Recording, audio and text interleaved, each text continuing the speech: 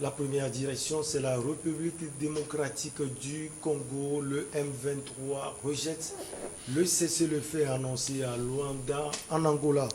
Ensuite, le Burkina Faso, Blaise Compaoré, le Joker de Damiba pour endiguer le terrorisme. Guinée-Conakry, des manifestants défient le pouvoir en place. Et puis on termine par le Togo, projet de loi pour protéger les apprenants des violences à caractère sexuel. Nos invités sont en place. Bon enfant Agbovi, analyste politique. Bonjour, vous allez bien? Bonjour Michel, je vais bien. En En pleine forme. Je profite de l'occasion pour saluer tous les téléspectateurs de Neo TV. Pour dire coucou gentil à tous les natifs d'Agoti, Mebatoumé, de Zolo, etc. Et souhaiter par anticipation une bonne fête à tous les amis musulmans qui me suivent maintenant sur ce plateau. Ça, c'est l'Afrique. Oui, ça c'est le terroir, c'est chez moi au Togo et ça se passe ici. Et quand je suis dans ce costume, je me trouve comme au paradis. Nous avons également le confrère Komi Valentin Mayaba. Il est le directeur de publication de Le Symposium. Bonjour, cher confrère, ça va? Oui, Michel, je vais bien. Je salue également mon co-débatteur Agboui, à tous ceux qui nous suivent à travers le monde, sans oublier les cabières. Vous savez que demain s'ouvre les festivités pour la fête des Évalas qui est interrompue, je crois, pendant pratiquement 2 ans. Il renoue avec la tradition et aussi également à toute la communauté musulmane parce que demain également, c'est la fête de Tabaski à ces deux entités. Je leur souhaite vraiment une très belle fête et que les mesures barrières soient de mise parce que nous ne sommes pas encore à l'abri de la pandémie qui est encore dans nos portes. Allez, on prend la direction de Kinshasa. Le cessez-le-feu annoncé mercredi à Luanda à l'issue d'un sommet entre les présidents congolais Félix Antoine Tshisekedi et rwandais Paul Kagame n'engage pas le M23, a déclaré jeudi le porte-parole du mouvement rebelle.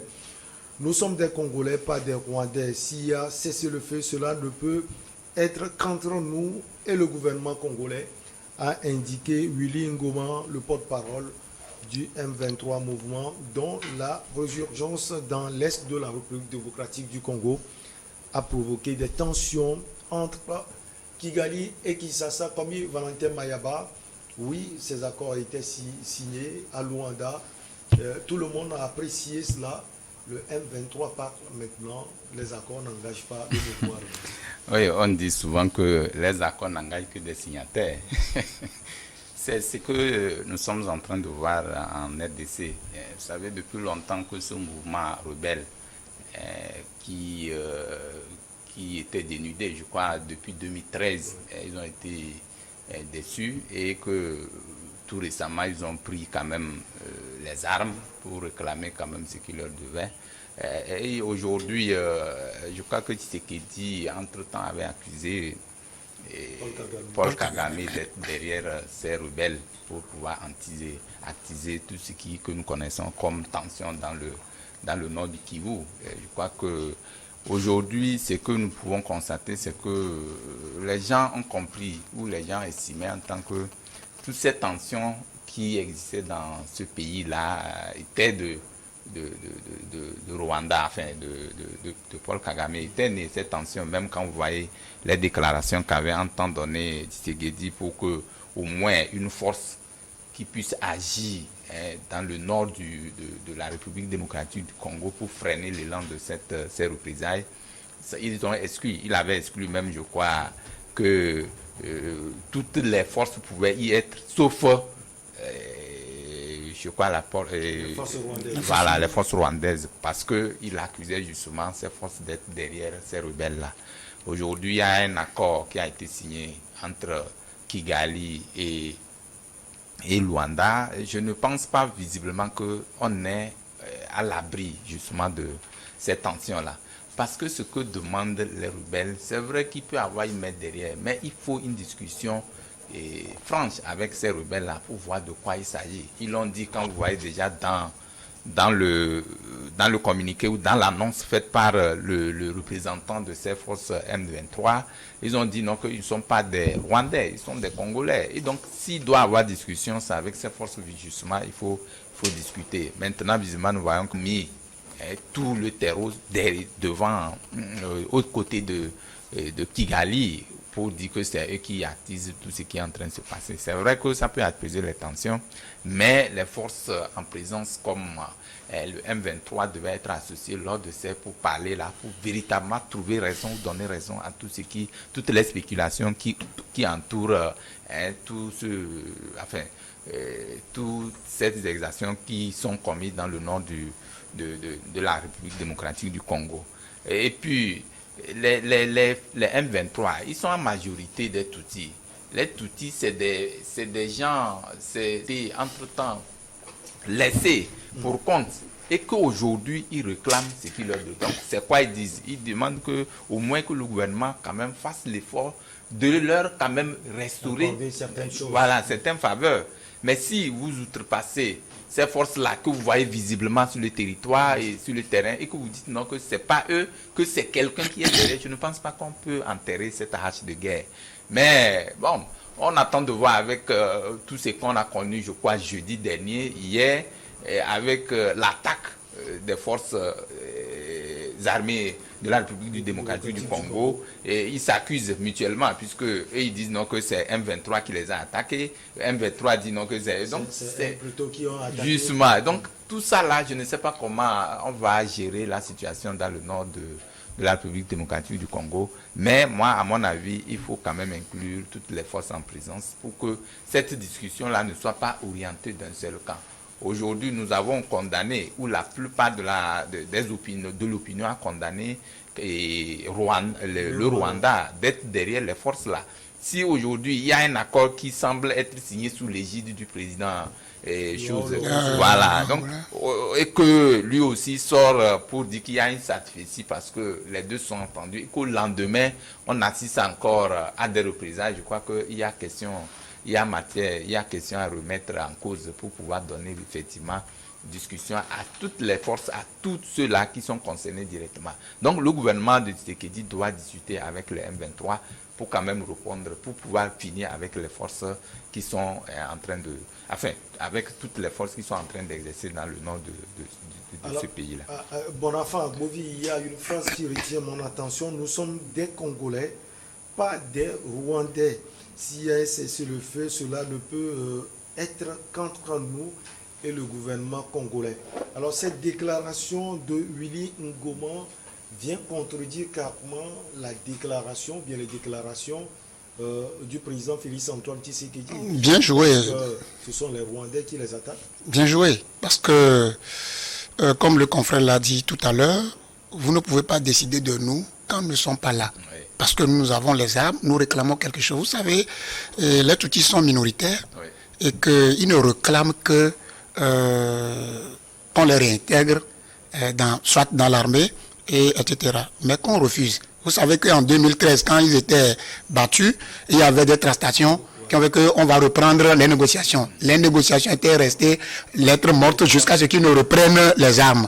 Si à chaque fois il faut reprendre les armes avant de savoir ce qu'on doit faire, bon, il n'y a pas de problème. Maintenant, ce que Willy a déclaré a mis à terre Tshisekedi. Parce que Tshisekedi n'a pas reconnu le mouvement M23 comme étant congolais. Maintenant, comme Tshisekedi attaquait Paul Kagame d'être commanditaire, voilà, derrière la chose là, il va chez Kagame pour dire ce qui en réalité ne concernait pas Kagame. Il devrait appeler plutôt le M23, rester autour d'une table de négociation, c'est-à-dire que le M23 va dire ce qu'il veut vraiment du gouvernement congolais, puisqu'il a déclaré que vous nous chassez d'ici, vous voulez qu'on aille où? Celui qui a l'arme, tu le chasses, il va te chasser. Donc, sincèrement, le représentant de M23 a bien parlé pour mettre à terre carrément, c'est purement politique. Ça veut dire que Paul Kagame pourrait être, bien sûr, derrière quelque chose, mais cette déclaration, voilà. Il dit indirectement que ce qui s'est Ce qui s'est passé, c'est entre eux, ça ne donnera rien. Donc, il a bien pesé ses mots pour mettre à terre vraiment cette déclaration de Tshisekedi. Vous savez, l'autre là, le président de l'Angola, celui qui était il a dit, il a fait une déclaration pour dire qu'ils ont trouvé un consensus qui amènerait au cessez-le-feu. C'est là qui a ramené même Yuni pour dire que ça n'engage que ceux qui sont restés. Parce que ceux qui arrivent au mouvement 23 n'arrivent pas à Joao, ni à Tshisekedi, ni à Paul Kagame. C'est eux qui sont lésés. Ce n'est pas un jeu de mots aussi, bon enfant à beau vie. C'est pourquoi je dis, loin de là, si on ne veut pas dire que quelque chose se trame quelque part, vous savez, l'autre accuse l'autre.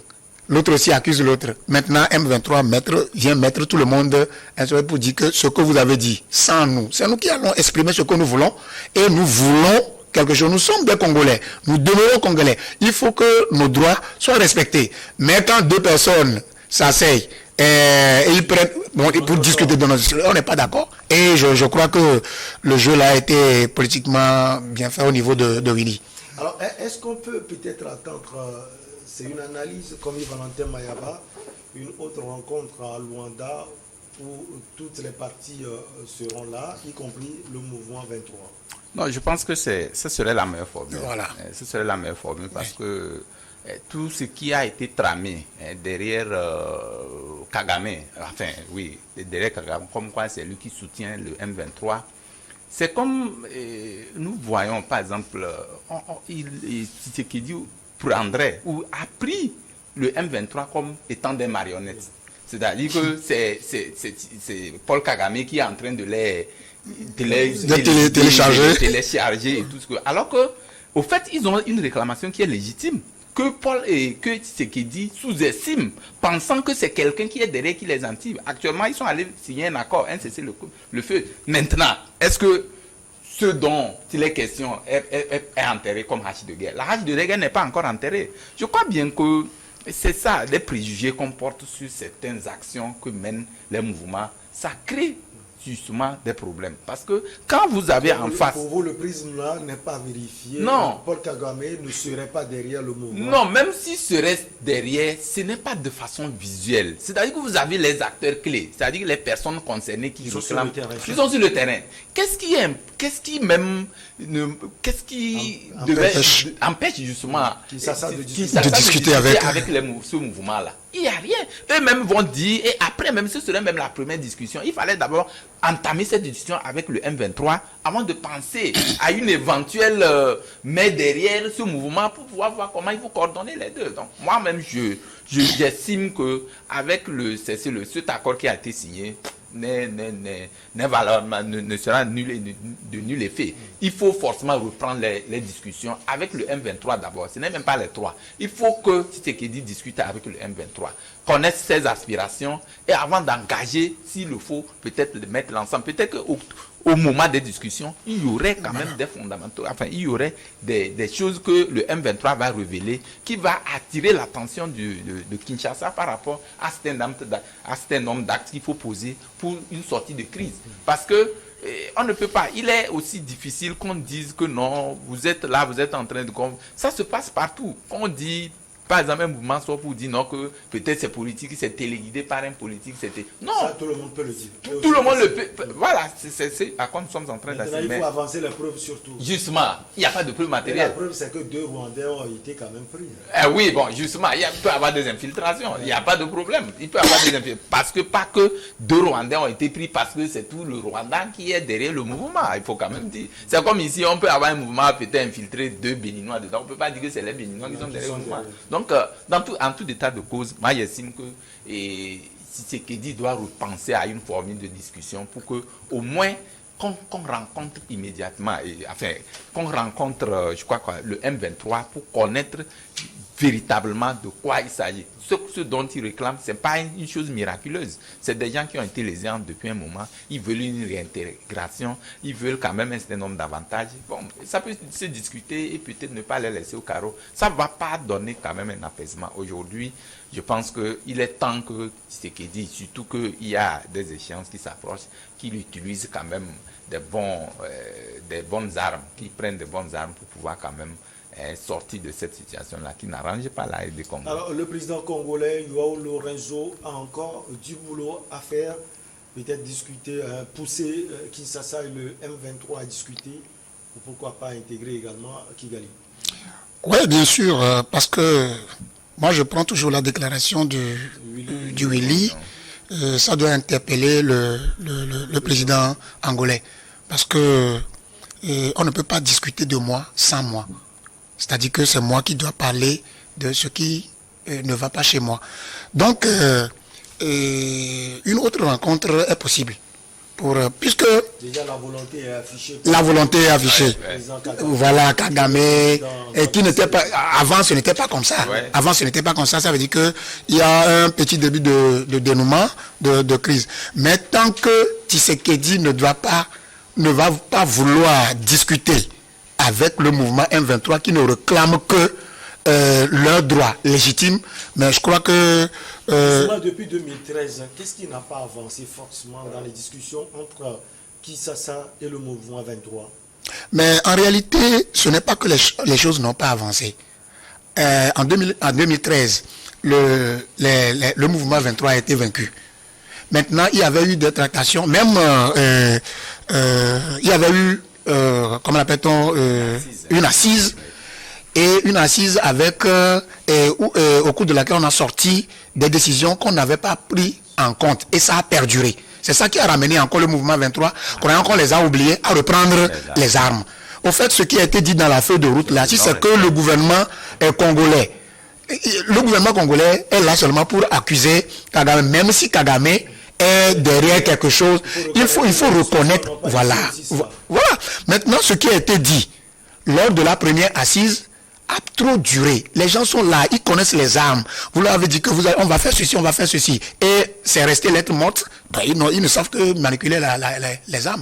Ils vont prendre toujours les armes. Si c'est que, après ces assises, où on leur a dit que ça ne va pas durer, vous aurez ceci, vous serez réintégré, etc. Et ça se faisait, je ne crois pas que... Même ils peuvent se soulever, mais pas comme ceci, tantôt ici, tantôt là. Donc il faut qu'on revienne à ce qu'on leur avait dit lors de la première assise, étant vaincus. Ils savent ça, ils étaient vaincus, mais ce qu'on leur a promis, il faut que le gouvernement s'assied avec eux pour voir ce qui est possible. Nous sommes en politique, ils sont carrément en politique, ils vont vouloir ceci, mais le gouvernement va proposer une feuille de route pour dire que, bon, pour le moment, on vous fait ceci et la vie continue. On ne peut pas leur donner tout en même temps. Mais ce qui est bon de faire, c'est que Tshisekedi doit savoir tout ce que le mouvement 23 réclame. Est-ce que c'est leur droit? Si c'est ça, ben, ils vont se comprendre. Sinon, ça ne cesserait pas. On peut amener tous les présidents pour faire... non, ça ne peut pas aller. Mais je crois que le président angolais, par rapport à Winnie, a compris quelque chose qu'il y aura en jeu. Le message a été clair. Ou peut-être Willy Ngoma est en train de dire intégrez-nous dans les discussions. C'est ça qu'il veut dire. Oui. Mais c'est ça qu'il est en train de dire indirectement. Et c'est ça que je dis que le président angolais aurait compris. Et alors nous parlons maintenant, il est en train de faire des transactions pour avoir encore une autre rencontre au cours de laquelle ça s'est passé en Côte d'Ivoire. Ça s'est passé en Côte d'Ivoire. On appelle les belligérants, les gens qui sont concernés par les choses. Et voilà. Donc, vous allez voir que quand ça se passerait comme ça, tout le monde se sentirait dans la patte. Et on va voir, on va écouter les uns et les autres. Et on va voir politiquement comment on va faire pour que ces choses-là cessent là. La petite pause, elle s'impose et on revient avec nos chers invités pour la suite de votre émission.